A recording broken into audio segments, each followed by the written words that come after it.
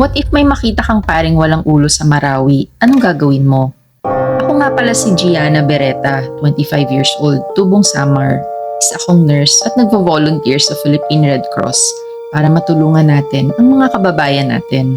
Share ko lang ang kwento ko nung summer nung tumulong kami sa rehabilitation project sa Marawi. Dumating kami sa Marawi noong April 7. Nagulat ako at may buhay na uli ang Marawi City.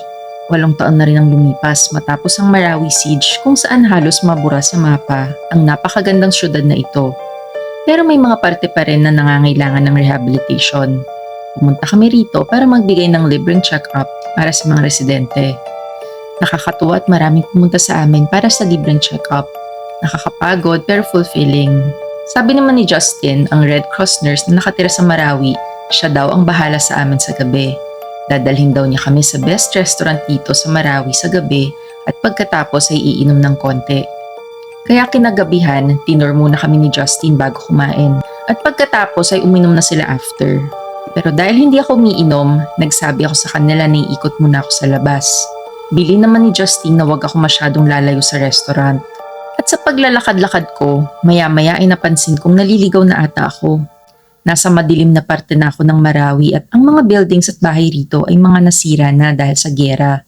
Wala na ring tao sa daan. Medyo kinakabahan na ako nito. Naisip ko, hindi ba maraming namatay sa Marawi Siege? At yak ako, naiwan sila sa mga bahay at buildings na ito. Binilisan ko ang lakad ko at hinanap ang kalye papunta sa restaurant. Pero parang nararamdaman ko na may sumusunod sa akin. Nagtayuan ang balahibo ko. Anong nilalang kaya ito? Nang makarating ako sa kanto, nakahinga na ako ng malalim nang makakita ako ng isang sundalo. Salamat at may mapagtatanungan na ako. Ako nga pala si Nex ng Book of Bad Ideas. Kung mahilig kayo sa twisted stories, follow ka na. Tanong ko, Sir, saan po ba yung daan pabalik ng Creole Restaurant?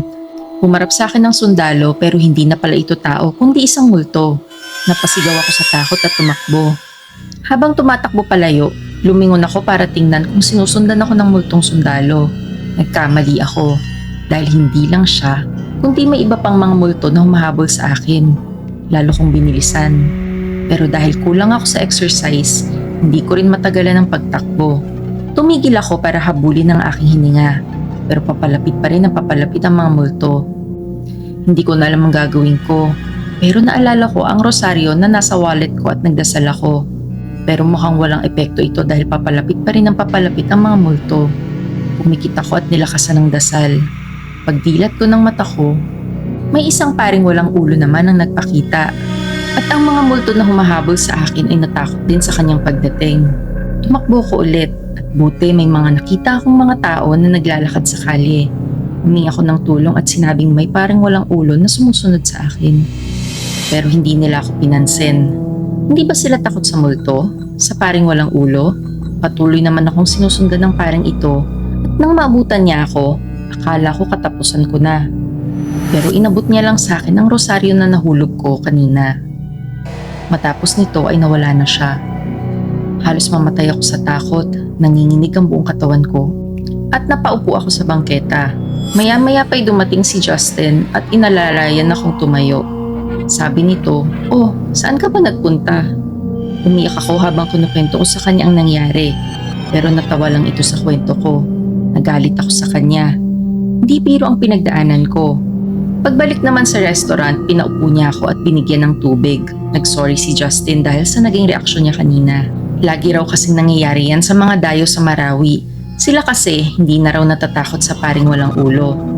At kaya hindi raw ako tinulungan ng mga tao dahil hindi naman ito masamang espiritu. Kwento ni Justin, yung mga multo na akala ko ay sundalo, ito ang mga multo ng mga namatay na Maute terrorist group, ang may pakanan ng Marawi Siege. Kahit patay na ang mga ito, patuloy pa rin sila sa kanilang masamang gawain, kahit multo sila. Pero takot sila sa paring walang ulo. Ito yung humabol sa akin kanina para ibalik ang rosaryo ko. Tinanong ko naman si Justin, sino ba ang paring yon at bakit wala siyang ulo? Dito na siya nagkwento. Noong 2017 sa mga unang araw ng Marawi Siege, malupit daw ang teroristang Maute Group. Ginagawang human shield ang mga tao habang nakikipagbakbakan sa militar. At isa sa mga paring matatapang na pinagsabihan ng terorista na tigilan na ang kanilang karahasan ay si Father Chito Sandoval. Hindi takot sa baril at kamatayan si Father Chito. As long as alam niya na tama ang ginagawa niya tulad ni Jesus. Pero ang kabayanihan ni Father ay mas nakilala nang sinimula ng Maute Group ang pagpupugot ng ulo ng mga Kristiyano.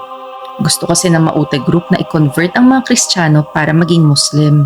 At kailangang i-denounce o itakbul nila ang paniniwala nila kay Kristo at tanggapin si Allah bilang kanilang Diyos.